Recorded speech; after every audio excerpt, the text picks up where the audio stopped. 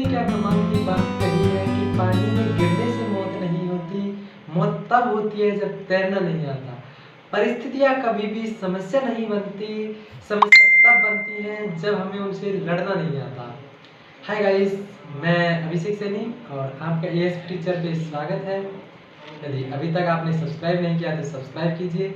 और आज आपके लिए एक छोटी सी कहानी या प्रेरक प्रसंग। तो ये कि राजा की कहानी है, उस राजा की कहानी जिसके एक आँख नहीं थी और एक पैर नहीं था, और उसका राज्य बड़ा ही सुख और संपन्न था। सभी प्रजा के लोग ये कह रहे थे कि हमें बहुत अच्छा राजा मिला है जिसने हमें कभी भी दुख नहीं दिए। एक दिन क्या होता है कि राजा अपने गलियारे में घूम रहा होता है और गलियारे में देख रहा होता है अपनी लगी पेंटिंग्स को, यानी उसके पूर्वजों की पेंटिंग्स लगी हुई थी। वो सभी पेंटिंग्स को निहारता हुआ वो आगे बढ़ रहा है और वो सोच रहा था कि देखो ये कितनी सुंदर पेंटिंग्स लग रही हैं, मेरे जो पूर्वज हैं, मेरे दादा हैं, पिताजी हैं, वो कितने शूरवीर रहे होंगे जिनके खानदान में मुझे जन्म लेने का मौका मिला है। ऐसा वो सोच रहा था कि वह उस अंतिम पेंटिंग पर पहुंचा जिसके बाद में खाली जगह थी, और उसके दिमाग में एक ख्याल आया कि अब आगे मेरी पेंटिंग लगने वाली है। लेकिन उसके एक आँख और एक पैर नहीं था, तो उसने सोचा कि अब मेरी पेंटिंग्स कैसी लगेगी। उसे इस बात का डर नहीं था कि मेरी मृत्यु होने वाली है, क्योंकि एक दिन मरना तो सबको ही है। लेकिन उसे ये था कि मेरे मरने के बाद मेरी पेंटिंग कैसी बनेगी और यहाँ पे अच्छी लगेगी या नहीं लगेगी। तो राजा ने अगले दिन दरबार में ऐलान किया कि जो भी मेरी अच्छी पेंटिंग बनाएगा उसे इनाम दिया जाएगा, सम्मानित किया जाएगा।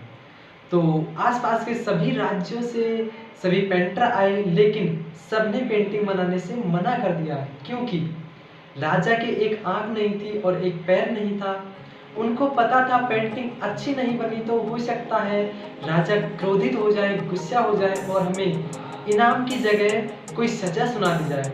तो क्या हुआ कि एक युवा बालक ने कहा कि सर मैं आपकी पेंटिंग बनाऊंगा, महाराज आपकी पेंटिंग मैं बनाऊंगा। तो राजा ने कहा कि आप पेंटिंग बनाओ। तो लड़के ने कहा कि मुझे 24 घंटे का समय चाहिए।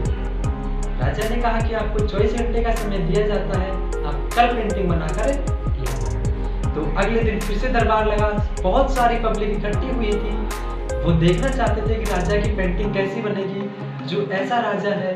तो अगले दिन जो युवा बालक था वो पेंटर था, पेंटिंग बना के लाया, और पेंटिंग अब तक की जो पेंटिंग्स लगी हुई थी उनसे एकदम बढ़िया और फर्स्ट क्लास दिख रही थी। हुआ क्या कि पेंटिंग में उस युवा बालक ने अपनी सोच और समझ के अनुसार उस राजा को एक युद्ध का सीन के अनुसार दिखाया। वो एक घोड़े पे सवार था और निशाना साधते हुए धनुष चला रहा था।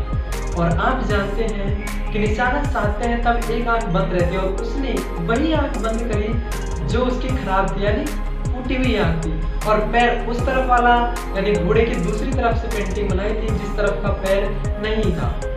ठीक है, तो उसकी पेंटिंग इतनी अच्छी लगी तो राजा ने उसे सम्मानित किया। और इस कहानी से हमें यह आशय मिलता है कि हमें हमेशा पॉजिटिव रहना चाहिए। आपके एग्जाम्स है इस वक्त, तो आपको भी पॉजिटिव होकर यानी एकदम सकारात्मक सोच के साथ अपनी तैयारी करनी चाहिए। किसी ने क्या कमाल की बात कही है कि कुछ कर दिखाओ ऐसा कि दुनिया करना चाहे आपके जैसा।